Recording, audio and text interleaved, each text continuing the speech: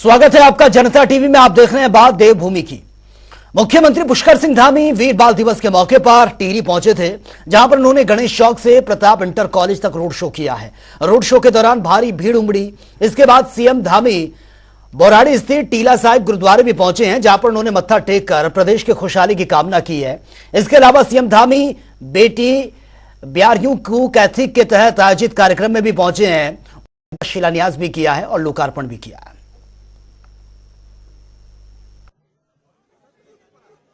भाइयों बहनों, आज बेटी ब्यारी कैथलिक में प्रदेश भर की महिला उद्यमियों ने जो यहाँ पर पारंपरिक जो उत्पादों पर आधारित अत्यंत ही सुंदर प्रदर्शनी तथा मनमोहक स्टॉल जो लगाए हैं, बहुत समय काफी लग रहा था, लेकिन एक से एक स्टॉल यहाँ पर लगाए गए हैं। उससे ये सिद्ध होता है कि प्रदेश के विकास में हमारी जो मातृशक्ति है, यानी कि हमारी जो माताएं बहनें हैं, उनका योगदान किसी से कम नहीं है।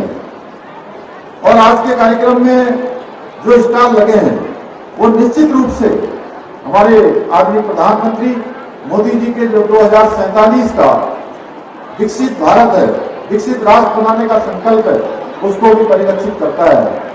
निश्चित रूप से हमें विकास की दिशा में आगे बढ़ाने का काम आज जो भारत के अंदर विकसित संकल्प यात्रा चल रही है, उसके माध्यम से भी जो मोदी जी की गारंटी है वो जन जन तक पहुंच रही है।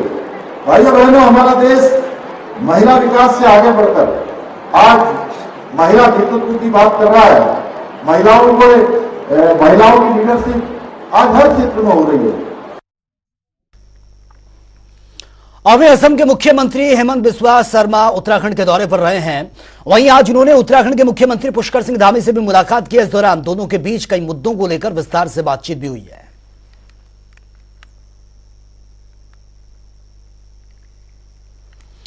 उत्तर प्रदेश के उप मुख्यमंत्री ब्रजेश पाठक उत्तराखंड के दौरे पर रहे हैं, जहां पर उन्होंने दिव्य आध्यात्मिक महोत्सव में शिरकत की है।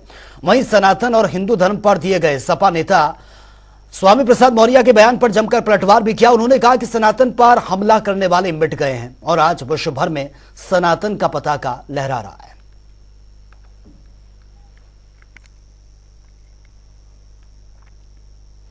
लोकसभा चुनाव के लिए बीजेपी ने कमर कसना शुरू कर दिया है।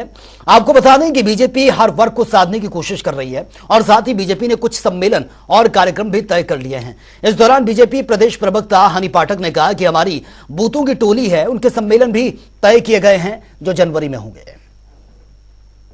देखिए, ऐसा है, भारतीय जनता पार्टी हमेशा चुनावी मोड में रहती है और कार्यकर्ताओं का पूरा यहाँ पर सम्मान और समर्थन रहता है।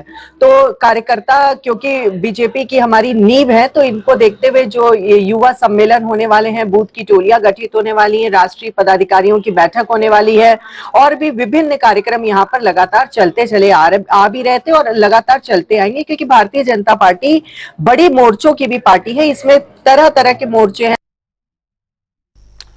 और बीते दिन देहरादून में भू कानून और मूल निवास के मुद्दे को लेकर महारैली निकाली गई, जिसमें तमाम संगठन और लोगों ने हिस्सा लिया। वहीं इस पर विपक्षी दल कांग्रेस और अन्य संगठनों को जवाब देते हुए राज्यसभा सांसद नरेश बंसल ने कहा कि भारतीय जनता पार्टी और धामी सरकार आम जनता की सरकार है। सरकार कोई भी फैसला लेगी तो जनता के हित में ही लेगी।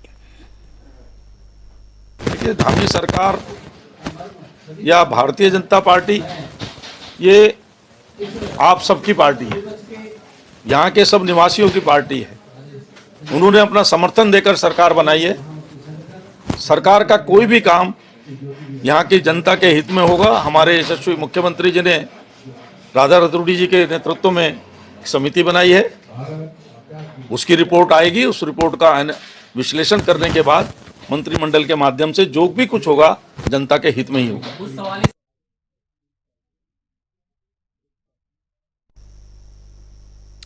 उत्तराखंड में भू कानून और मूल निवास 1950 लागू करने की मांग बहुत तेज हो रही है।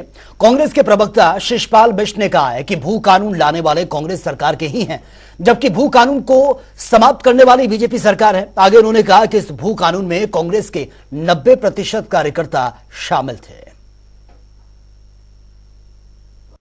भू कानून और मूल निवास के मुद्दे पे कांग्रेस पार्टी हमेशा से गंभीर रही है और कल के आंदोलन की बात करें तो उसको कांग्रेस का खुला समर्थन था। 90% कार्यकर्ता कांग्रेस के ही उस आंदोलन में शामिल थे और कांग्रेस ऐसी पार्टी थी जिसने खुले तौर पर उसके समर्थन की घोषणा की थी। और राज्य गठन के बाद जो है मूल निवास के मुद्दे का समाधान और भू कानून तो राज्य में कांग्रेस ही लेकर के आई है। 1985 से जो लोग राज्य में निवास कर रहे थे वो सब राज्य के मूल निवासी थे। मूल निवास बनता था, भाजपा की सरकार में मूल निवास बनना बंद हो गया और 500 वर्ग गज जमीन तक ही यहाँ पर लोग जमीन खरीद सकते थे। तो भू कानून भी कांग्रेस लेके आई थी, उसमें खंडूरी सरकार ने बाद में संशोधन किया कि 250 वर्ग गज तक आप जमीन ले सकते हैं। लेकिन 2018 में तिरवेंद्र जी की सरकार जो है उस पर पलीता लगा दिया और भूमि अधिनियम में संशोधन कर दिया कि राज्य में जो चाहे जितनी जमीन उद्योग के नाम पर खरीद सकता है और अगर जिस प्रयोजन के लिए जमीन ली है अगर वो निर्माण भी नहीं करता तो दूसरा जो है उसका उपयोग कर सकता है। तो इससे राज्य में भू कानून की मांग दोबारा से जोर पकड़ने लगी, मूल निवास की मांग दोबारा से जोर पकड़ने लगी और इसको कमजोर करने का काम भाजपा ने पहले भी किया और अब भी कर रही है।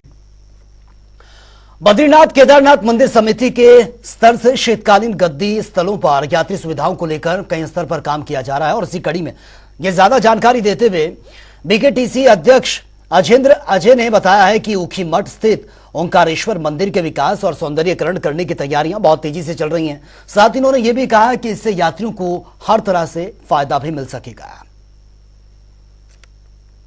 सरकार के स्तर से माननीय मुख्यमंत्री जी के द्वारा भी जैसा कहा गया कि शीतकालीन यात्रा को लेकर के फोकस किया जा रहा है, बद्रीनाथ केदारनाथ मंदिर समिति के स्तर से भी जो शीतकालीन हमारे गद्दी स्थल हैं वहाँ पर यात्री सुविधाओं को लेकर के, वहाँ पर आधारभूत ढांचे के विकास को लेकर के कई स्तरों पर कार्य किया जा रहा है। और इस क्रम में जैसे आपको इस संज्ञान में लाना चाहूँगा कि ऊखीमठ स्थित जो ओंकारेश्वर मंदिर है जहाँ पर कि शीतकाल में बाबा केदार की पूजा होती है और उनकी डोली वहीं अवस्थित होती है, उसके विकास के लिए, सौंदर्यीकरण के लिए, वहाँ पर आधारभूत ढांचे के विकास के लिए बद्रीनाथ केदारनाथ मंदिर समिति द्वारा बड़े स्तर पर कार्य योजना शुरू की गई है।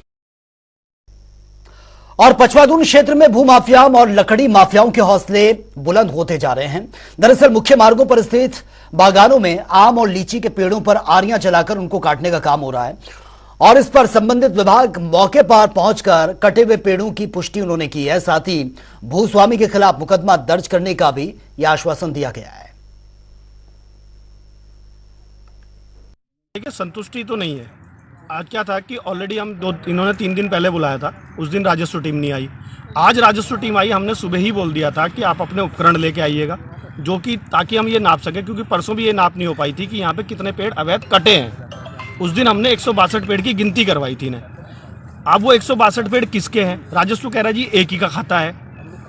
अगर एक का खाता है तो उस पर FIR देरी करने में दिक्कत क्या है कि भाई वहाँ पे आ जाओ तो यहाँ पे जो ज़मीन है किसी के नाम से है, ताकि उनका ये पता चल जाए किसके नाम से ज़मीन है, जिन्हें जो ये पेड़ है। क्योंकि कुछ यहाँ पे जो है जो पेड़ अभी खड़े हैं वो लगभग 162 है और जो बाकी जो कटे हुए हैं क्योंकि यहाँ पे ना तो उनकी कोई लकड़ी है ना कोई वो है उपलब्ध है, जिससे पूरा पता नहीं लग पा रहा। लेकिन यह है कि हमें उनसे जो उनकी जो खतौनी मिलेगी उसका आधार पर हम देख करके किसी के नाम कितना है उस एरिया के अनुसार जो पौधे जिसके एरिया में आएंगे उनके खिलाफ जो भी न्यायोचित कार्रवाई होगी वो की जाएगी।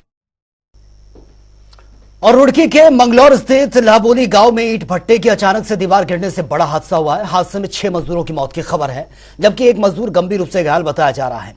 मामले में संज्ञान लेते हुए मुख्यमंत्री धामी ने मृतक के परिजनों को 2-2 लाख मुआवजे की घोषणा कर दी है।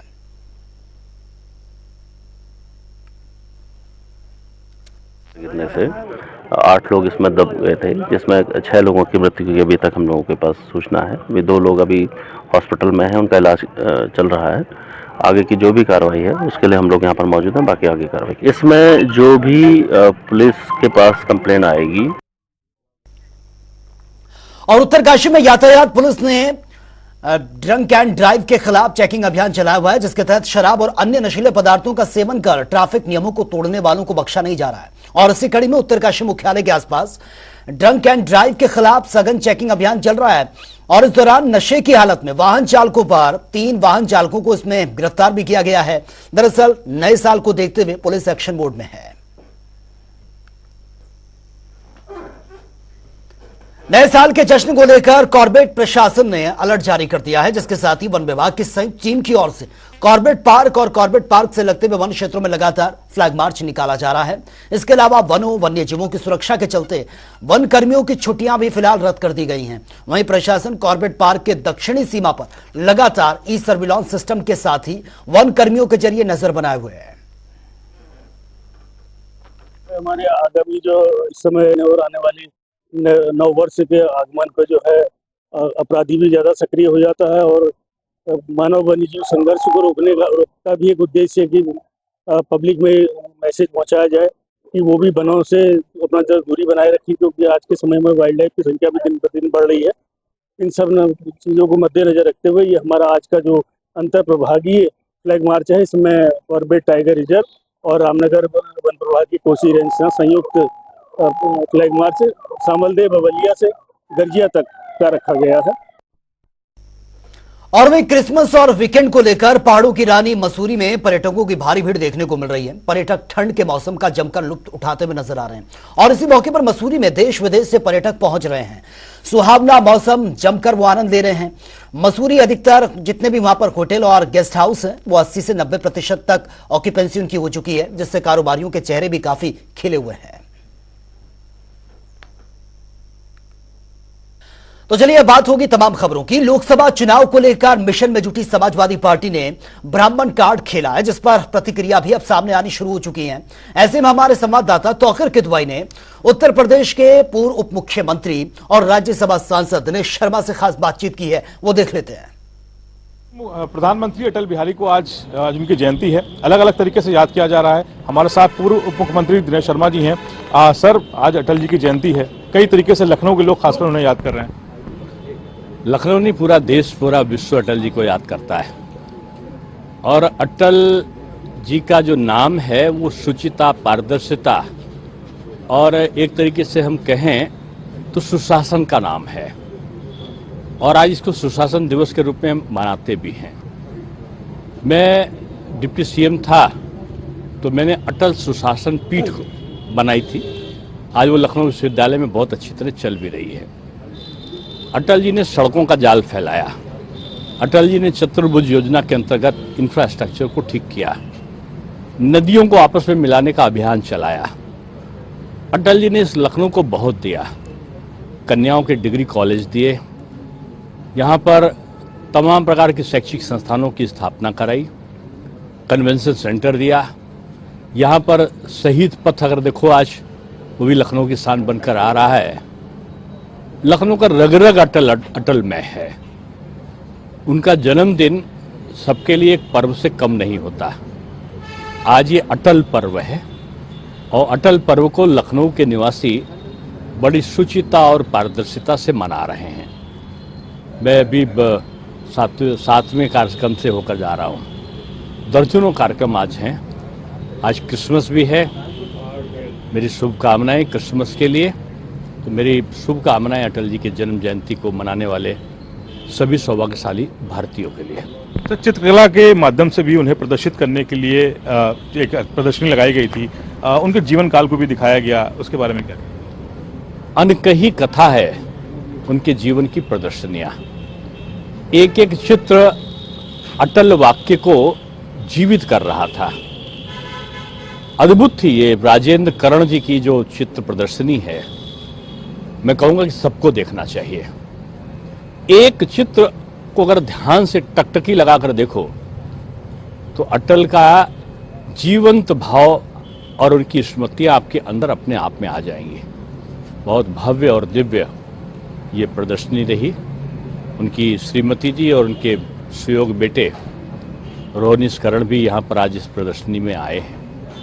मैं समझता हूँ कि अद्भुत कार्यक्रम आज लखनऊ में हुए हैं। कहीं खिचड़ी भोग हो रहा है तो कहीं फल का वितरण हो रहा है, कहीं सभाएं हो रही हैं तो कहीं कीर्तन हो रहा है, कहीं आप देखो तो विशेष प्रकार के आयोजन गरीबों में फल वितरण के हो रहे हैं। तो तमाम प्रकार के कार्यक्रम आज लखनऊ में हैं। सर, 22 नवंबर को राम मंदिर का उद्घाटन होना है, बड़ी भूमिका रही है अटल बिहारी वाजपेयी जी की इसमें, उसके बारे में?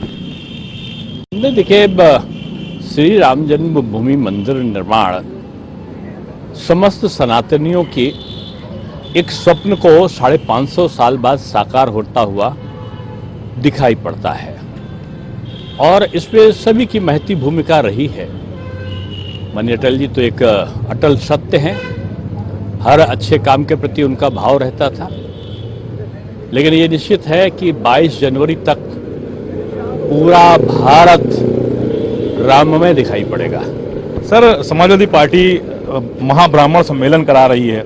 कन्नौज के एक सांसद हैं सुब्रत पाठक, वो कह रहे हैं कि समाजवादी पार्टी के नेताओं को इस कार्यक्रम में नहीं बुलाना चाहिए। नहीं, उन्होंने वजह भी बताई है सर। उन्होंने कहा है कि जो गोली चलाई उन्होंने, मैं जानता हूं बहुत सारी बातें हुई हैं।